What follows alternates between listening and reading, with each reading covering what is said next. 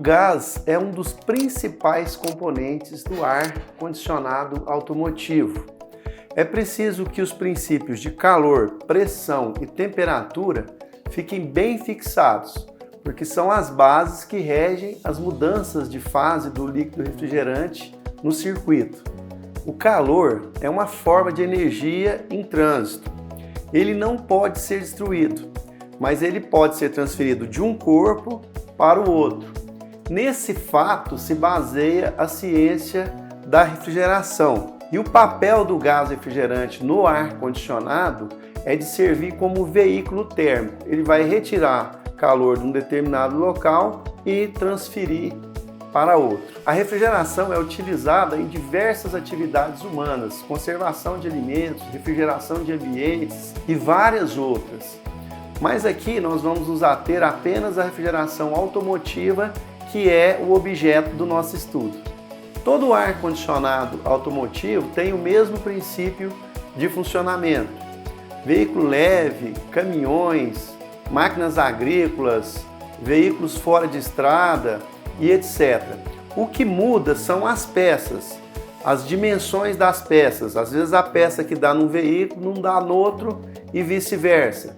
Às vezes uma mangueira de um micro-ônibus é muito maior do que de um veículo leve, por exemplo, e assim por diante. O único componente que é comum entre todos os sistemas de refrigeração automotivo é o gás R134a. Esse cilindro de gás, quando você compra ele zero, ele vem com 16 kg e 100 gramas de gás ao todo. Ele totalmente vazio, ele pesa 2,5 kg, ou seja, nós vamos ter 13,6 kg de gás R134a. Aqui dentro você vai encontrar ele na forma líquida e também na forma gasosa. Isso acontece porque lá na fábrica, quando vão envasar o gás, ele é colocado aqui dentro sobre alta pressão.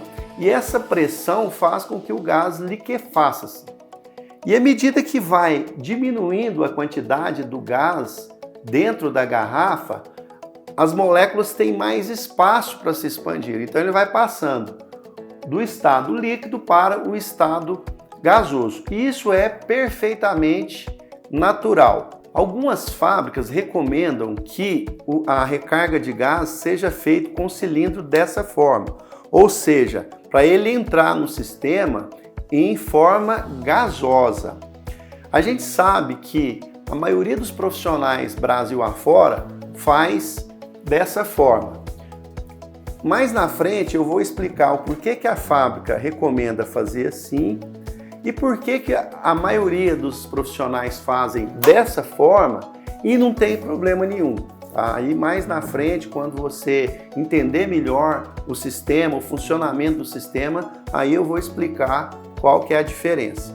Inclusive, o pessoal costuma às vezes descartar essa garrafa quando ela está marcando lá às vezes 3,5 kg, 3,2 kg. Essa diferença é gás que está sendo jogado fora. Por esse paradigma, às vezes lá dentro ele não vai ver o gás saindo em forma líquida, ele pensa, não, isso aqui tem aqui dentro é só pressão, eu vou colocar no meu carro, no carro do meu cliente, ele não vai gelar.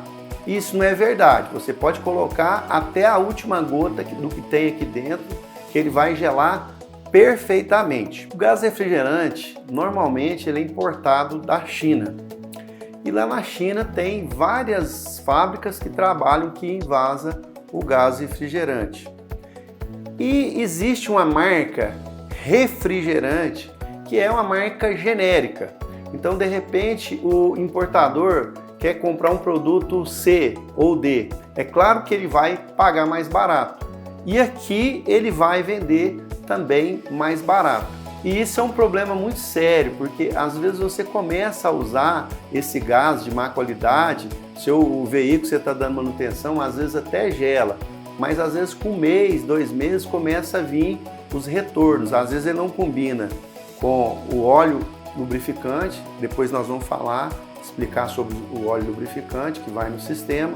Às vezes ele não combina com os anéis de vedação e aí vai começar a acontecer uma série de problemas. E nesse intervalo de tempo, às vezes você já usou bastante desse gás de má qualidade, já colocou em vários carros e tal, então aí você começa a mensurar o tamanho do seu problema. Inclusive isso aconteceu comigo uns anos atrás, comprei um lote, comprei uma quantidade de cilindros de gás refrigerante, comecei a colocar nos veículos, uns 2 ou 3 meses eu comecei a notar que estava tendo muito retorno por vazamento na minha oficina. Colocava o gás, passava uns dias, ele voltava com um selo de vedação, com anéis. O que acontecia? O gás atacava os anéis de vedação.